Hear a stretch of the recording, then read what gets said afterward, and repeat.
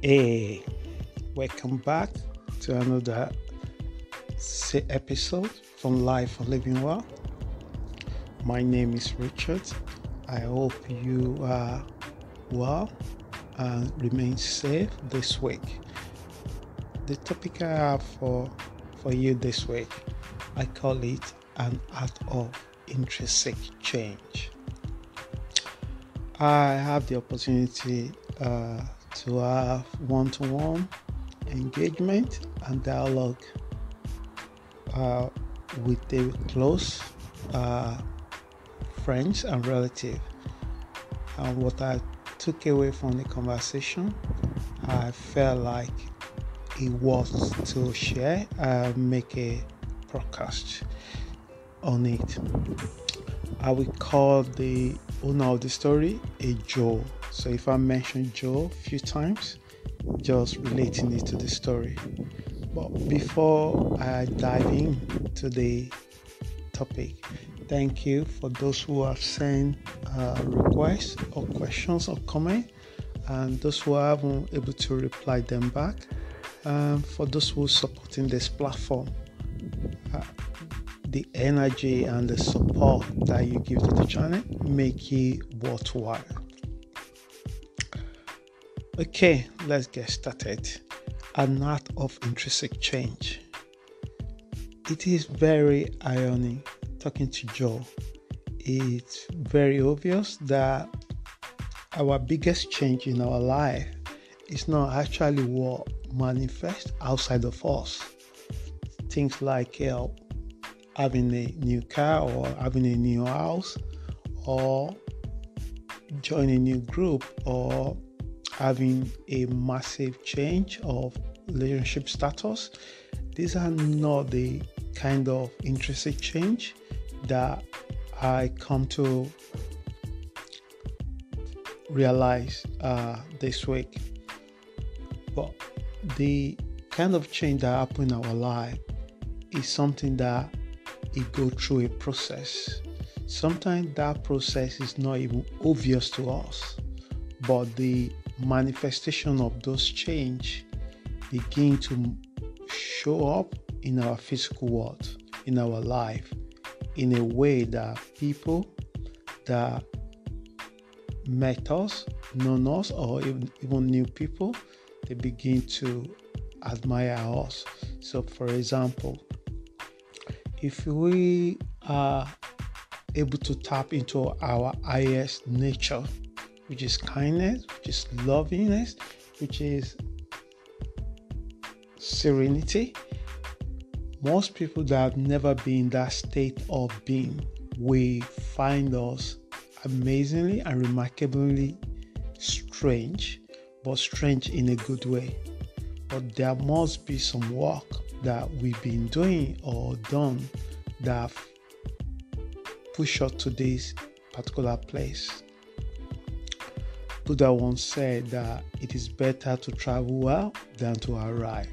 So in the process of traveling, most people don't see the kind of challenges, the kind of obstacles that you have to overcome, and most of this obstacle is coming from within yourself.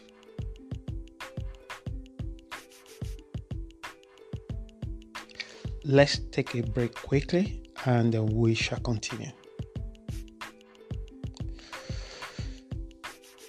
Okay, welcome back. So let's start.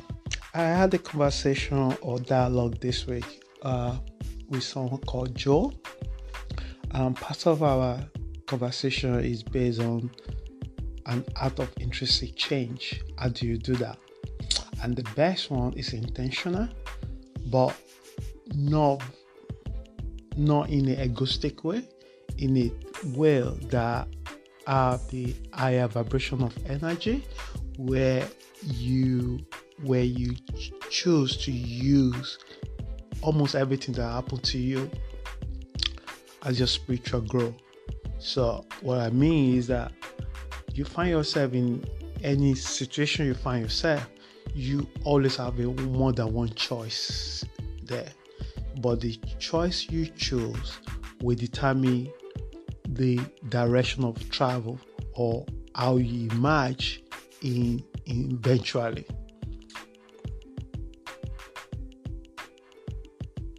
And almost great teachers that have came to this world mentions that to live in this world, it is impossible without spirituality. So when I was meaning spirituality, I'm not talking about religious organization. I'm talking about personal relationship with yourself and higher version. That being spiritual, being spirit in every area that you chose. Even the thing that you put your energy to, how it's affecting you and how affecting other people, your community around you. So this is how this is what I take out from the conversation I had with Joe. So there was a time in his life that he noticed that he was surrounded by a lot of toxic vibrations, people that have strong narcissistic traits, not necessarily diagnosed as a narcissistic, but they have a very, very strong narcissistic trait. People that are very controlling in nature and manipulative people, and also people that always see themselves as a victims, regardless of choices that they made. It's always because of someone or something that make their life not as progress as they think or wish might be. So at the end of the day, all of these people, what they have in common, according to him, is a strong narcissistic trait. See themselves as a messiah or like Jesus or Buddha. So I was asking him that how did they find out this? He said there was a time that almost all the friends he find himself, he has to be like a gardener that water their flower. Their need are being met by him being validated them. And only when something massively happened in his life that he decided to get out of it, he looked back and he started watching it from distance, and he realized that almost every one of them have the same thing. So he asked himself, how did they get to this level? Because at that time, nothing seemed to be progressing in his life in a positive way. But to him, because it takes so long, he never seemed to get out of it. So the moment he dropped one, the next person he fought to is the same. Even though they have a different name, they have a different color of skin, but they share the same attribute, the same negative energy that keep bringing him down. So for a few years, he decided to start doing some inner work with himself. Because sometimes, personally, I've come to conclusion that you don't attract what you want. People always think that like attract like, and that is true in my experience. You don't always attract what you want, you attract who you are.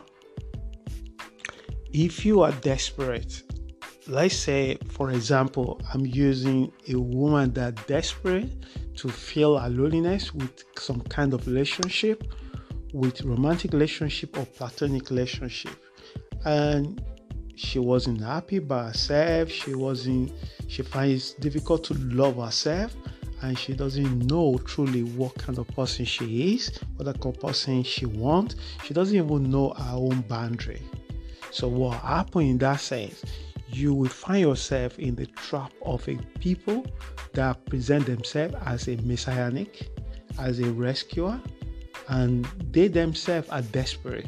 They themselves are suffering for the same thing you are suffering, but they package themselves in a way that you automatically give them a key to your house without knowing whether they have your best interest in that. And no one can have more of your best interest except yourself, and no one can save you except yourself. So, and this is what I've come to conclusion, that many things that's happening in our life, people attract who they are. If you are desperate, you will attract people that are desperate. Narcissistic people are very desperate people. Controlling people are very desperate people. Manipulative people are very desperate people, but they don't write it in front of their forehead. So you got to get to a point where you have done the inner work, where you're able to recognize what you are feeling while you are feeling it, and able to walk away when something is so toxic and unhealthy for you. Because whether you like it or not, the toxic energy will bring you down, and they might also lower your own vibration, your own energy in a way that doesn't help you and bring more sickness, illnesses, unfortunate stuff into your life. So Joe began to do some inner work with himself for a few years, but he didn't see any benefit or immediate change in his environment. His relationship seemed the same, and he's moving from one toxic person to another toxic person, one toxic environment to another toxic environment. But gradually, the skin has been peeled slowly, like an onion. You take one layer upon layer, and to him, it wasn't obvious. But he began to work on himself regardless.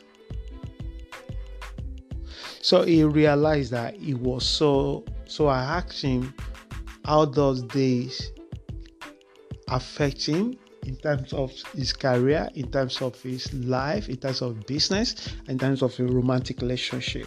So to him, he felt this more in his romantic relationship, where he's more vulnerable, and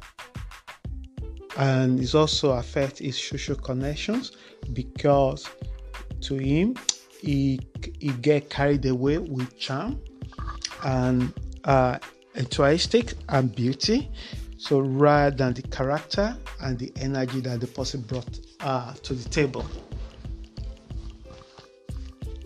So let's take a few seconds break again, and we shall come back again. Okay, welcome back. So then one day, according to Joe, suddenly, one by one, the power from inside of him that he never felt before, and he began to feel irritating, and he began to feel joy at the same time, and he began to feel empowerment that he never experienced before, and he realized that he was enough without surrounding himself with things outside of him, and then compromising his own values, his own happiness for the sake of drop of feelings of good from others. So he said he realized suddenly that all of a sudden, gradually, some of these people disappear like a vapor gas from his life, which is a powerful thing. And others that stay there, he demoted them to just basically acquaintance level, because the more his energy is rise above them, which I call calibration, like I pick up from the book called Force versus Power. When this calibration is so high beyond them, he just realized that he's no longer be a child where he felt obligated to just keep them along in order to appease them. Yeah, there's so many things people do that is very sad like a child. I was having a quick chat this week again with another friend, and I remember I said to him, let's meet for a walk. So we couldn't go because the rain was heavy and the wind. So I was saying to that friend that, oh, the other day I saw a rainbow. And then he shared a story with me about when he was a child and he didn't know the difference with the words people say and the reality of things. So he said his older sister used to tell him that at the end of the rainbow, there is an abundance of gold. And if he can get to the end of the rainbow, he will collect a lot of gold. And being a child, he was gullible, he believed it. So one day he saw a rainbow and he started running from home to get to the bottom of the rainbow. He ran and ran and ran and ran and ran. After many miles, he couldn't get to the bottom of the rainbow. He realized that it's getting dark and it's far away from home, and he didn't know how to even get there. So he decided that, okay, he needs to get back home. So the next time there's rainbow, he will go in time. So he got back home and he was thinking about it. So fortunately for him, he changed the environment and he emigrated to France with his family. And when he was in school, he met another children and and the rainbow came out and he told them the same story, that let's go and collect the gold. And his friend in school and his teacher told him that don't be stupid, there is no gold at the end of the rainbow. And that was the time that somebody took a dark mask in his eyes as a child away and showed him the reality. So, and that is the reality. And his own reality of perception is different. So, what I'm employing you this morning is, and this week, is to do your inner work so your perception of reality is matched to the actual truth, because not everybody wants to accept the truth. And to accept the truth in its reality, you have to begin the work within you. This work, I call it an art of intrinsic change. It's the work that even your partner might not even know you are doing it. Your family might not even know you're doing it. It's the work that you've done for inside, not for the outside. You begin to work with your inner issues, letting go of all the emotions that hold you back. Emotion like resentment, emotion that people take advantage of you, people exploit you, people use you. Figure out how this happened, why this happened, and then do what you need to do to make this end. And to do that, you got to find the power within yourself to change that. So Joe finally said to me that now he hardly attract them. Also, is in a better position to design and evaluating people, character, and behavior in his space, and find time before they establish in his life. So, because when people come, it's like a sales. So they market themselves and they get close to you and they rooted themselves. At that time, the damage is already done. But before they get here, you develop more designing ability, not paranoid. Designing ability is more able to sense what your body is telling you, pay attention to your inner feelings, able to see inconsistency, how these people behave, and also see how they treat other people. Don't be carried away and think you are special, so they can treat you, because they treat those people like that because they are not special. So again, we are in different places in our life.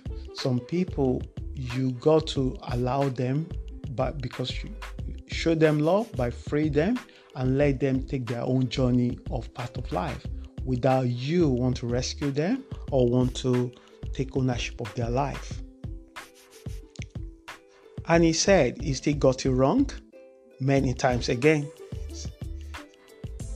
So today is in a better place, thinking how to help other people with insight and knowledge. So, which is a great thing to become, because initially this is not how he was, but he just become who he is because of this experience. So how do you start your own intrinsic change? Start within yourself. What kind of conversation you having with yourself? What kind of level of so many emotions that you hold on to yourself that you have to begin to let go and release it, and then you'll be free. So I hope this particular podcast helps someone, and if I finish it, I'm going to finish it with a scripture. I think the book of Proverbs 13 verse 20 said, whoever walks with the wise will be wise. Those who keep the company of fool will harm themselves. So choose your company. It is very, very important. Choose your company. If you put your seed in a fertile soil, you're bound to return a multiple of that seed when it grow up from the ground. So choose your company, and you always have a choice. So if somebody treats you bad, use them as your spiritual growth.